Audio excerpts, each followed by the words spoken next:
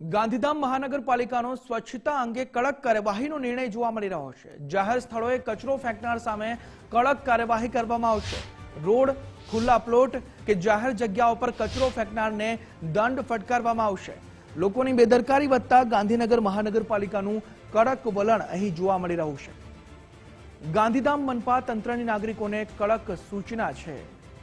સ્વચ્છ ગાંધીધામમાં નિર્માણમાં સહયોગની અપીલ પણ અહીં કરવામાં આવી છે।